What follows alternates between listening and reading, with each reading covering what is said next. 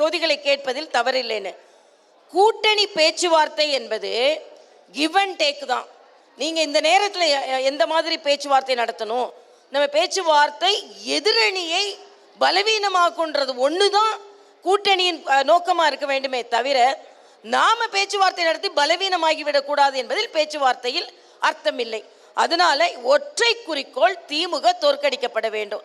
அதுக்கு பாஜக எத்தனை இடத்துல நிற்கிறது, அதிமுக எத்தனை இடத்துல நிற்கிறது, பாமக எத்தனை இடத்துல நிற்கிறது, தமாக எத்தனை இடத்துல நிற்கிறது முடிவு பண்ணிப்பாங்க. அதில் ஒன்றும் பிரச்சனை இல்லை. அதனால அதில் எந்த குழப்பமும் இல்லை.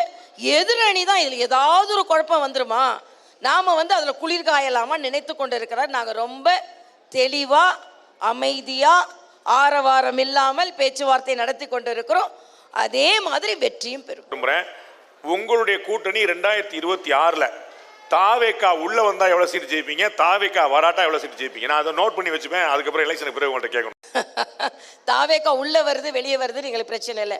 தேசிய ஜனநாயக கூட்டணி நிச்சயமாக எங்கள் தலைவர்கள் சொல்வதை போல எதிர்வினை மக்களிடம் திமுகவுக்கு இருக்கிறது. எல்லாரும் 4 முனை போட்டின்னு சொன்னா கூட என்னை பொறுத்த மட்டும் 2 முனை போட்டி தான். ஒன்று திமுக வேண்டாம், ஒன்று திமுக வேண்டும்.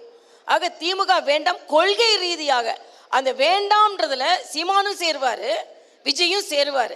ஆக வேண்டாம் என்ற கொள்கையில் இருப்பவங்க தான் அதிகமாக இருக்கிறார்கள். அவர்கள் பிரச்சாரம் செய்வது எங்களுக்கு பலம் சேர்க்கும். ஏன்னா வேண்டாம் என்று சொல்பவர்கள் இன்னும் 2 கட்சி அதுக்கு பதில் சொல்லி கொண்டு இருக்கும் பொழுது போட்டி 2 பேருக்கு தானே வருது. அப்போ இவங்களுக்கு தான் போட்டி போடணுன்றதுக்காக எங்களுக்கு அதிகமாக வாக்குகள் விழும். அதனால் எங்கள் தலைவர்கள் சொல்வதை போல 200-ஐ நாங்கள் தாண்டுவோம். ரொம்ப நன்றி. இவ்வளவு நேரம் உங்களுடைய கருத்து, உங்களுடைய நேரத்துக்கு ஒதுக்கி நன்றி. உங்கள் நல்ல நோக்கில் நிறைவேற வாழ்த்துக்கள். நன்றி.